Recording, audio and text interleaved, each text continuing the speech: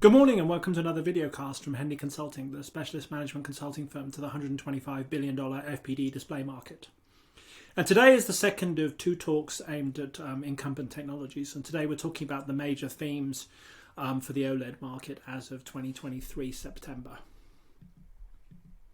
And so, this year has been a very slight dip in OLED revenues. Broadly, I always remember about 40 billion, so about a third of the total is OLED now already. And of that, about 75% or a little bit more than that is smartphone. And actually 2023 was a slight dip based on volume erosion and price erosion in the smartphone market, and probably some slight drop in television also, but we're getting to about $36 billion for 2023 for OLED.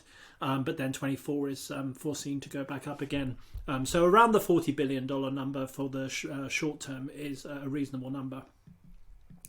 But the big story as of 18 months ago or 2 years ago as of SID was the announcement of Gen 8.6 and 8.7 fine metal mask OLED fabs for IT products, and basically a 10 to 15 year project of trying to crack how to do equipment over a very large fine metal mask to do Gen 8 to do IT products.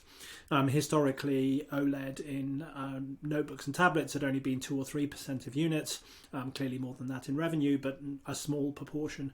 And now the aim is to move that up quite substantially into the 10 to 15% range, with some large capital investments, and reputedly the equipment for the Gen 8 evaporation kit is very expensive and coming out of Japan, although Korean vendors are also trying to get in on the business as a completely new opportunity for OLED. And if you look back at J.S. Chair's talk at IMID in 2022, which I found absolutely fantastic, he talked about the growth levers for SDC, and as you can see here, number 1 and 2 relate to the same theme, which is the use of OLED fabs for automotive, but for IT products and at Gen 8 in particular. And so this is a big step for SDC. They're leading the way over at least 3 companies' investment into these large Gen 8 fabs for OLED for IT. So that's the big growth trend of the next 3 to 5 years. Whereas in the smartphone business, what's fascinating is erosion in the volume of smartphones, particularly in China, and then pricing coming down. And I was fascinated by some data, not shown here, of the range of pricing for a 6-inch Flex OLED smartphone, somewhere between 35 and 70, depending on the vendor and specification. So a huge range, with some of the Chinese really trying very hard to get volume by discounting pricing.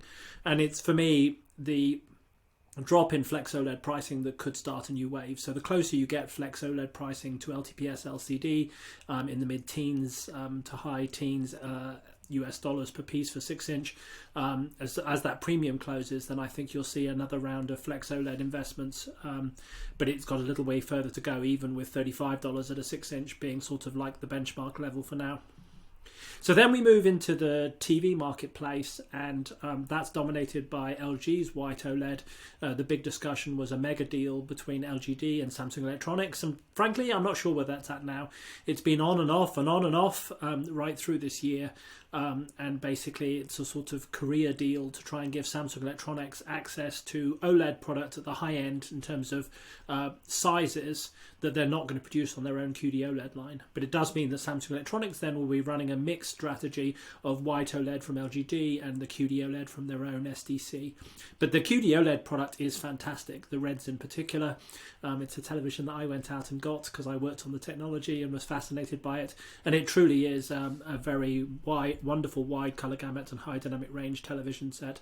And you should look now at seeing SDC making further announcements for capacity expansion of that technology.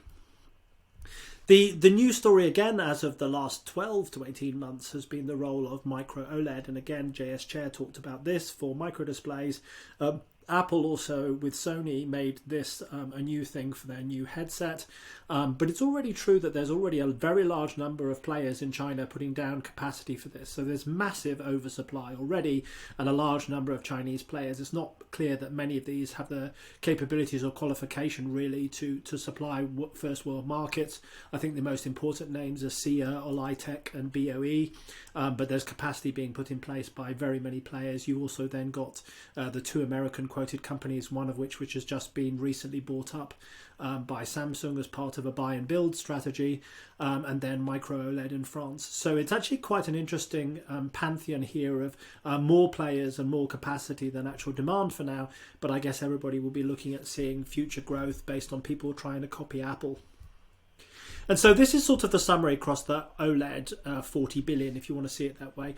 The smartphone 30 billion is a mixture of rigid and flex, where now flex is becoming the dominant piece. And what's fascinating for me is the range of pricing, even on a 6-inch product, between like $35 and $70 a piece, depending on who the customer and the specification and who the supplier is. So SDC gets better pricing than the Chinese do. And here I think you should be looking at further conversion to OLED in terms of unit numbers, but pricing deteriorating as it gets closer and closer to the LCD type underlying pricing. And margins for the Chinese may not be that strong, although SDC will probably keep its strong position. The big thrust into OLED IT products with the new Gen 8.6 and 7 fine metal mask fabs.